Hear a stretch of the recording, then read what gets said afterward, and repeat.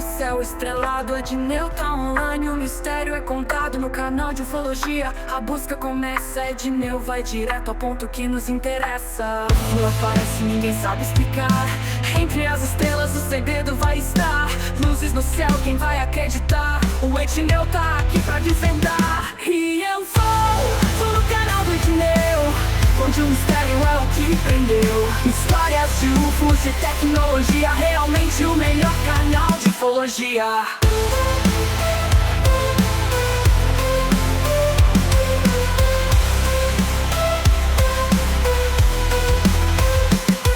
O Edneu fala em tom bem sereno, de casos antigos, de casos atuais. Em cada vídeo uma nova visão, Edneu nos leva além da imaginação.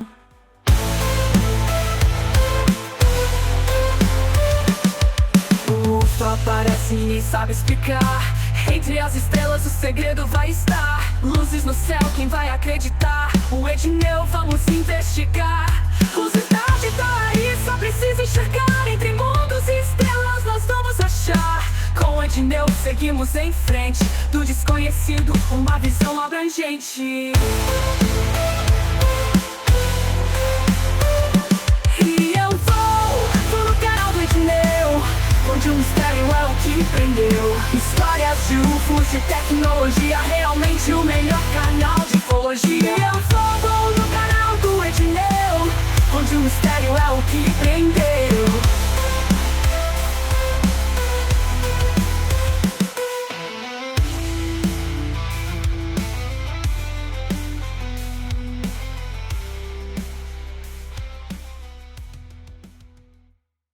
Mas você pediu para eu falar sobre o contexto realmente que aconteceu, eu acho que de onde começou. Isso aí aconteceu em 1970, tá? Eu posso até contar rapidamente aqui, no livro tem mais detalhes, né? Então, eu fui passar o Natal, vou rapidinho, fui passar o Ano Novo, eu, minha mãe e um amigo, que a gente estudava junto, a gente fazia o vestibular, e a mãe dele e o pai dele. Então, nós viajamos numa cidade do interior aqui de São Paulo, posso até falar o nome, chamado Bariri, entendeu? Então, eu coloco a minha história realmente, que eu comecei a cair de cabeça em termos de entender melhor sobre ufologia, foi aí. Então, o que aconteceu? Eu estava passando de um... Porque o que era? Se eu não me engano, o Ano Novo, nesse ano, de 69, foi, acho que na quinta-feira foi o Ano Novo, se eu não me engano. E quando foi na sexta, tinha o primeiro baile do ano na cidade, foi assim que aconteceu. É importante eu falar esses detalhes, gente, porque foi isso que aconteceu, a história foi assim. Não adianta eu já falar do que aconteceu, porque aí vai ficar muito vago o negócio, então precisa contar realmente. Por isso que está tudo contado com detalhes aí nessa terceira edição, isso aí, tá? Aliás, no terceiro livro.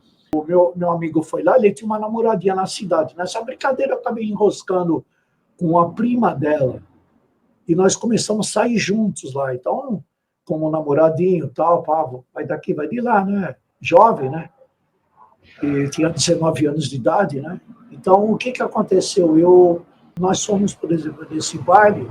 E quando foi tarde da noite, coisa de meia-noite e 20, mais ou menos, que eu lembro que eu olhei no relógio, então eu quis sair com ela, porque ficava naquele tumulto, estava mal problema, calor, para pegar alguma coisa para beber, fila, ficha, aquelas coisas.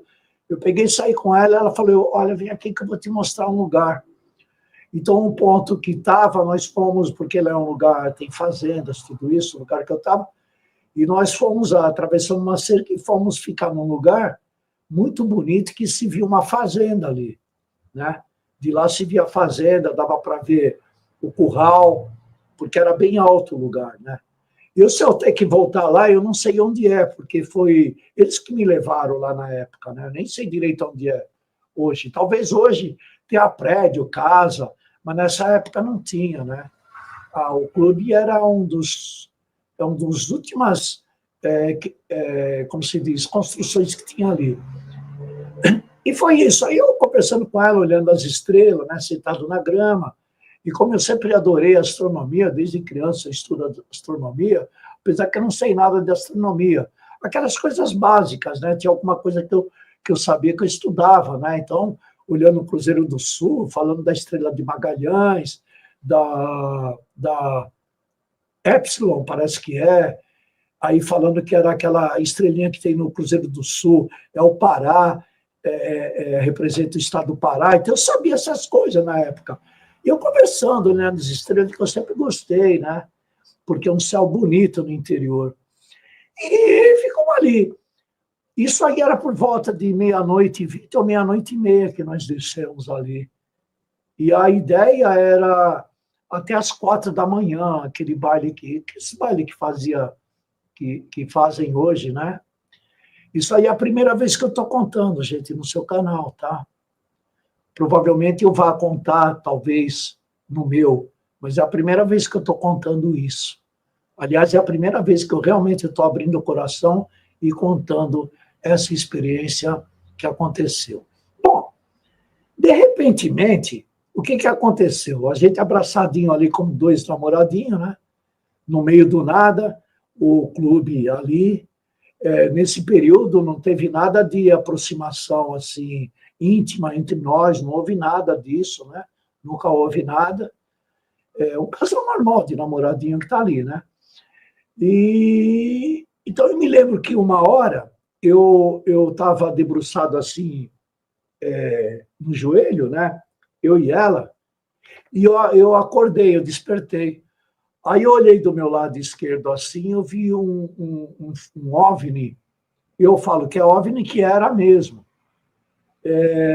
Muito grande, do tamanho de um ônibus, mais ou menos, e não estava muito longe da gente. Né? Não estava muito longe. Não dá para precisar, né? A que distância que estava. Aí eu tomei um susto, eu pensei que era a Lua. Mas eu olhei a Lua, eu vi a Lua, acho que era quarto crescente ou minguante, eu não sei, mas ela tinha só uma parte. Acho que era crescente, quarto crescente, eu acho, a Lua, né? Estava uma Lua muito bonita, bem claro, porque no interior, né, não tem poluição, tudo isso. E deu aquele flash. E nisso que aconteceu, a pessoa que estava comigo, eu não vou falar o nome, no livro tem, né? Ela pegou e despertou também. E nós levantamos assustados, nós dois levantamos. Aí nós olhamos para o negócio, pumba, sumiu. Nisso aí nós se apavoramos e corremos para ir embora, né? Porque assustou aquilo a gente. E então há uma característica que eu vi no momento é que a grama toda verde, ela ficou toda fluorescente. Aquele lugar estava todo fluorescente, onde tinha aquele objeto, né? Inclusive, eu mostro gráfico, mostrando no livro tudo como aconteceu. E nós corremos isso aí, corremos e voltamos para o clube. Quando nós voltamos para o clube, estava o pessoal em Polvorosa procurando a gente. Aí o irmão dela, o Mário, né? Mário, o irmão dela, até lembro o nome, porque ele tinha o nome de um amigo que eu tinha, né? Então, ele falou, onde vocês estavam? Eles procurando. Aí eu notei que não tinha som no clube. Não tinha som, porque estava um grupo tocando lá, né? Uma banda estava tocando lá, né? Ao vivo e tal.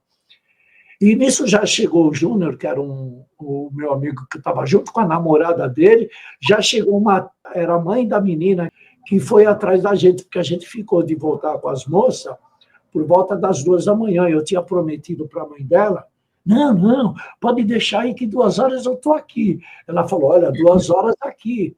Então a gente ficou de voltar 2 horas. Foi aí que eu, abraçado assim com a menina, né, eu olhei no meu relógio, aí eu vi que já era 20 para 5 da manhã. Aí eu estava vendo lá o pipoqueiro, eu lembro bem disso, o pipoqueiro já arrumando as panelas, arrumando para ir embora, alguns grupinhos de pessoas conversando. Aí chegou lá o meu amigo, aí ficou aquele fuzuê, o irmão dela gritando lá, falando, papapá. Aí a tia dela, porque quando nós demoramos, a mãe da minha namorada lá fez com que a irmã dela, que era a irmã dela, que morava numa casa pertinho, fosse lá no clube ver onde a gente estava, que a gente tinha sumido. E eu e ela tinha sumido. Entendeu? E toda a minha história começa aí. Aquela questão do tempo, né? Sempre tem aquela coisa, né? Que então, é impressionante isso aí, né? E para mim, o que aconteceu? O tempo parece que muda totalmente. Ou é para mais ou é para menos, é um negócio bem assim, né?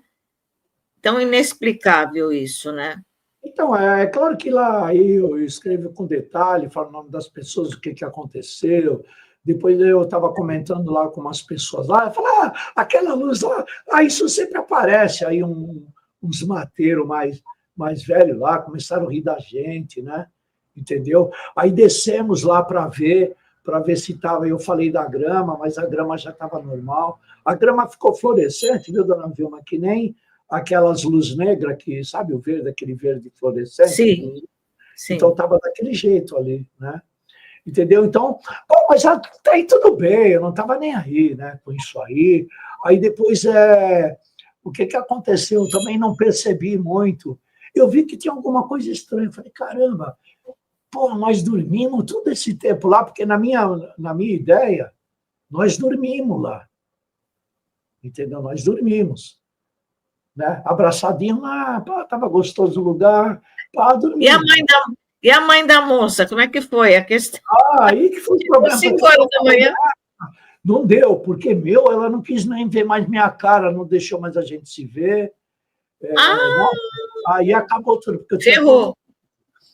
Mas é uma história incrível, sabe? Incrível mesmo, porque para você ver como são as coisas, o negócio em Bariri, uma cidade do interior, eu não sei quantos quilômetros fica da capital de São Paulo, sei lá, uns 400, 500 quilômetros, eu não sei, ou pouco menos, não sei. Eu não lembro a distância. E eu estava procurando, era até a época de Natal, nessa época aqui. Eu estava procurando, não, aliás, foi em setembro, foi antes. Eu estava pegando, não, eu estava precisando de uma pessoa para me ajudar, né? E eu coloquei anúncio no jornal, né? Porque eu sempre tive estúdio.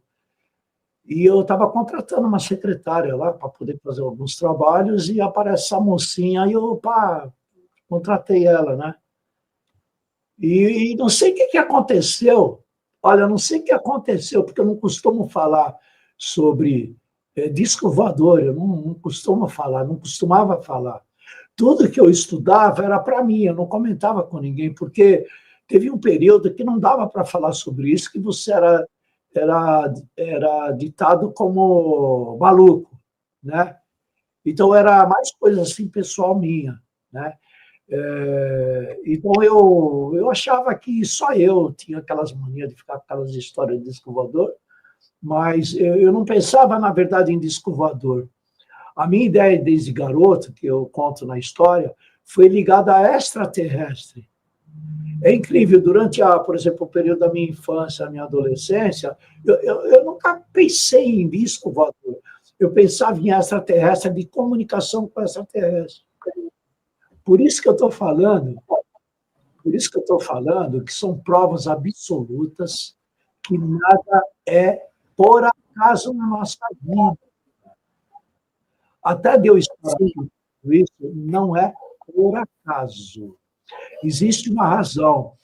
Toda essa parte que eu narro, os 3 volumes, existe um contexto, eu procurei colocar, tem coisas que eu não consegui descobrir direito, a temporalidade, o que aconteceu antes ou depois. Foi coisa que aconteceu há muito tempo, e eu fiquei meio perdido em temporalidade, né?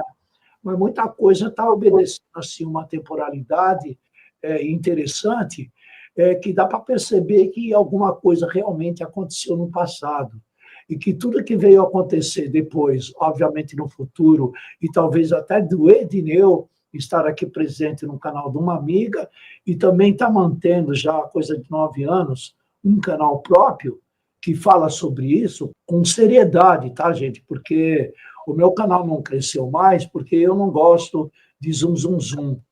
Se eu tiver que falar uma coisa, se eu me considero como um curioso e um pesquisador, eu quero ter a resposta correta do negócio, né? Eu até, às vezes, eu falo sobre o YouTube, não batendo, no YouTube não, sobre o Google, não debatendo o que o Google hoje traz para as pessoas. O que eu falo é para tomar cuidado com as informações que são colocadas em torno de extraterrestre, disco voador e tantos outros assuntos, entendeu? Porque hoje virou a casa da Maria Joana, você pode abrir lá e colocar qualquer informação que você queira, e tem muita coisa que está deteriorada em termos de informativos, e as pessoas, às vezes, de uma forma ingênua, não percebem, ou às vezes não tem o gabarito, ou quem sabe a experiência de poder distinguir o que é certo e errado, acaba pegando determinadas matérias e colocando avante. É a mesma coisa que a gente está vendo hoje, essa história dos drones lá dos Estados Unidos. Porque os caras falam isso, falam aquilo, o pessoal está falando que é extraterrestre, invasão. Tá bom, então por que os americanos não metem bala lá nos caras? Os caras não metem bala em tudo e estão deixando os caras lá fazer. Pois é, né? Poxa, presta atenção. Usa tá bem esquisito esse negócio aí, né? Pô, usa um bom sentido, meu bem. Quer dizer que o espaço aéreo deles lá está totalmente liberado? Tá bom, vai. E ficam falando que pode ser inimigos aí, ameaça de guerra, não sei o que lá. Mas vem cá, o espaço aéreo deles agora ficou assim, aberto totalmente? De repente... Isso daí é um negócio, não é drone coisa nenhuma, né? Para mim... Viu, dona Vilma, essas coisas a gente já discutiu. Olha, a gente, que vocês que estão me conhecendo agora, né, e há pouco tempo, não é pelo canal, não, é por vocês. Dá uma olhada, os primeiros vídeos que eu tenho, dá uma olhada de 2016, 2017, 2018, eu falo tudo sobre isso que ia acontecer. A única coisa que eu não falei... Eu idem, meu bem, eu idem, viu? Se a gente olhar lá para trás, nós já estávamos avisando. Isso aí já falou. O que pode ser? Pode ser um grande processo que os caras estão armando. Do quê? Da grande ordem realmente mundial que estão querendo colocar agenda até 2030. Acontece que várias coisas acabou não realmente acontecendo, não deu certo. A gente falava isso lá, sobre o quê? Sabe, uma possível holografia de uma invasão extraterrestre. Até falava eu, mas na época, né? Para poder deixar as pessoas assustadas e, quem sabe, com isso, fazer uma união entre as nações para, quem sabe, implantar algum sistema. Só que eu falava que duvidava na época. Eu falei, duvido, não vão conseguir fazer, porque como é que você vai mudar a cabeça das pessoas, né, dona Vilma? Pessoas diferentes. A gente aqui na nossa situação dentro da ufologia, dentro dos ufólogos, a gente pensa diferente.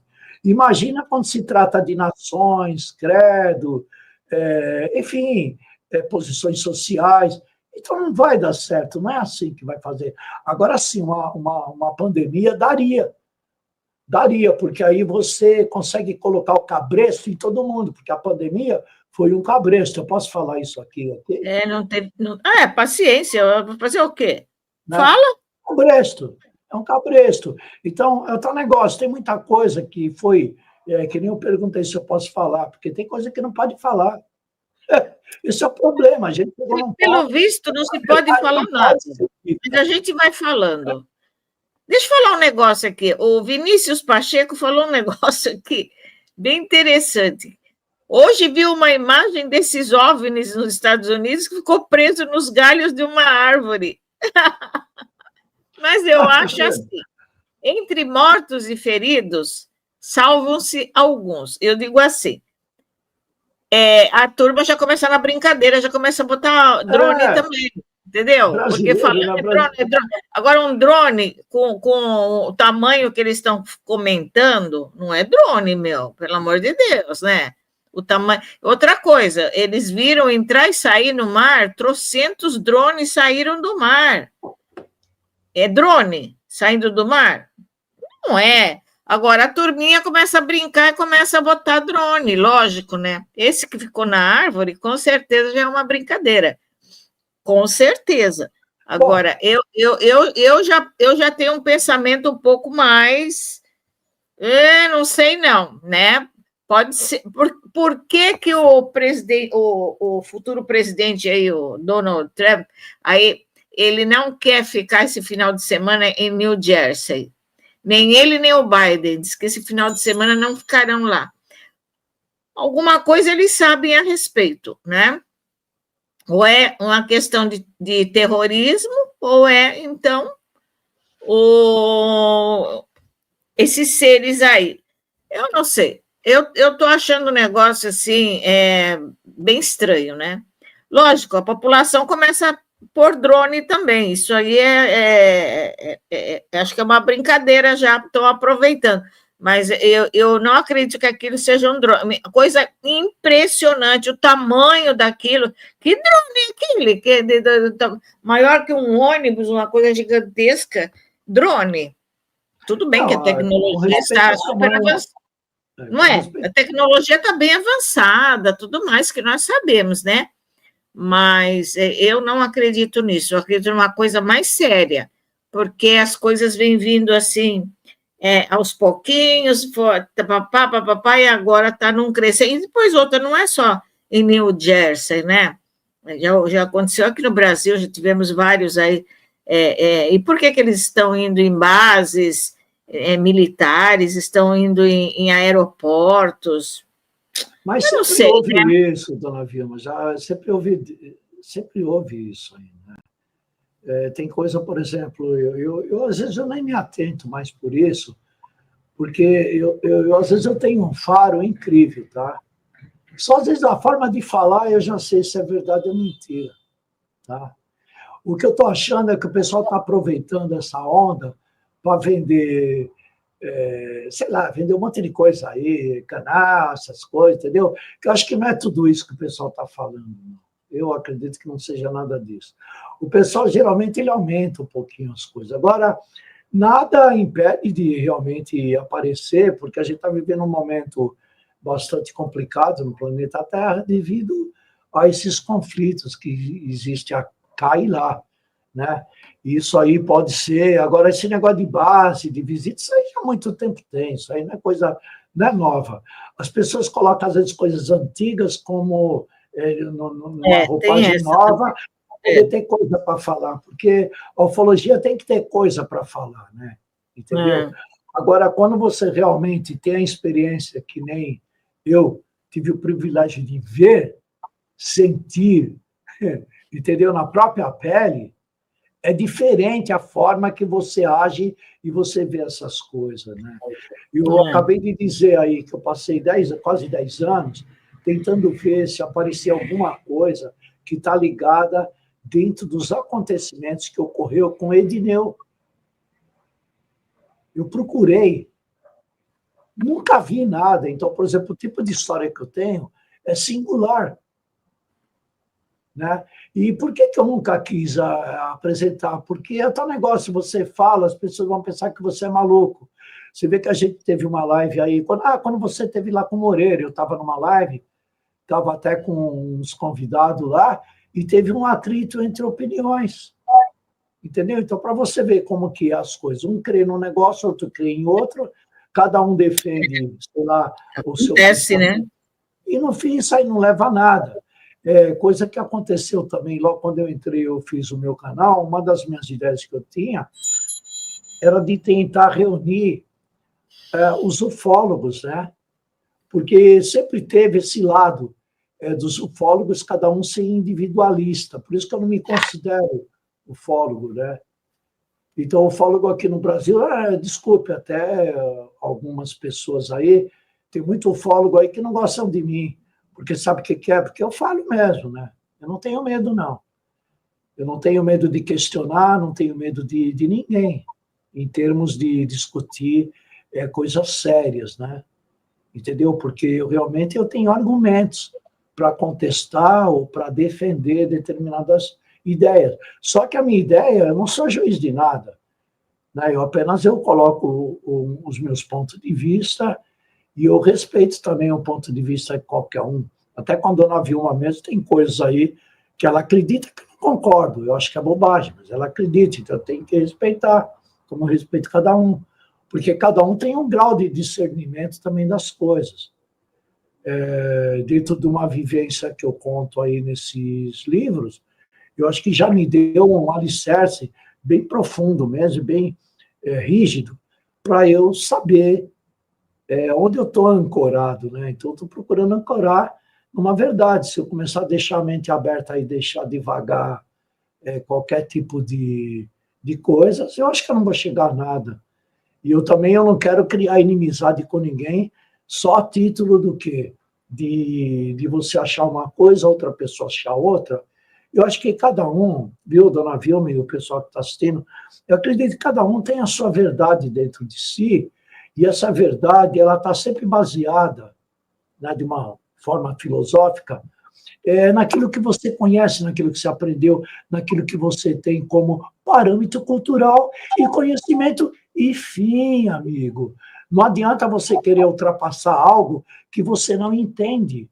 As mesmas coisas que eu falo, não, me vou falar no seu canal para ficar registrado. Qual é a minha noção dentro da ufologia científica?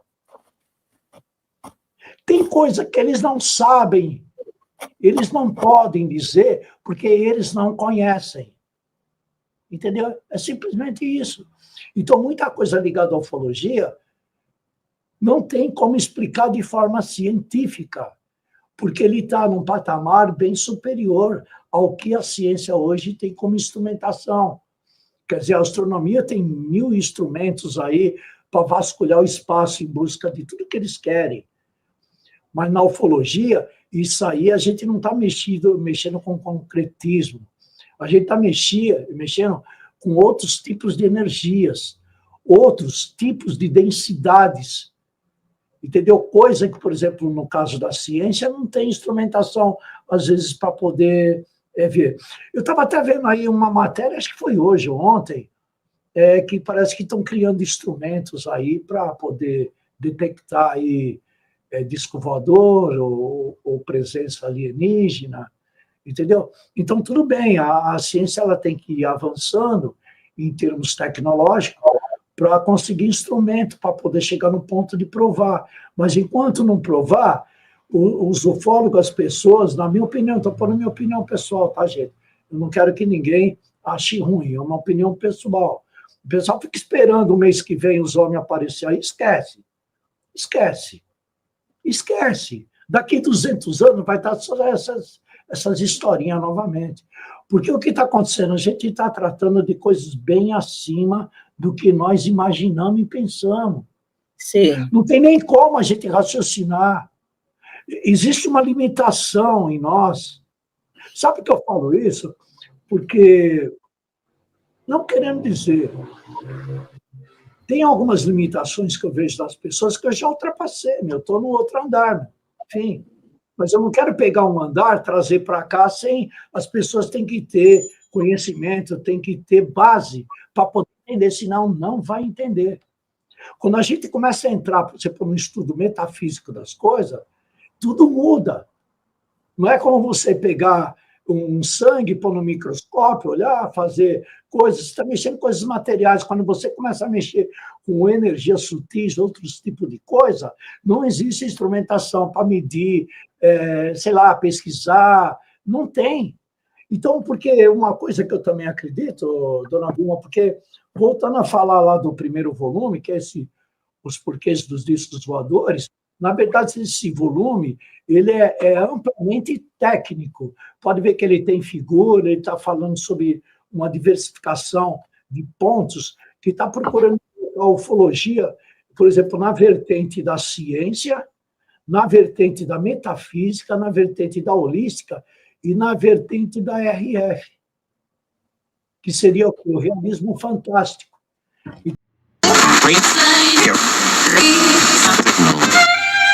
No, I'm not a writer. Okay.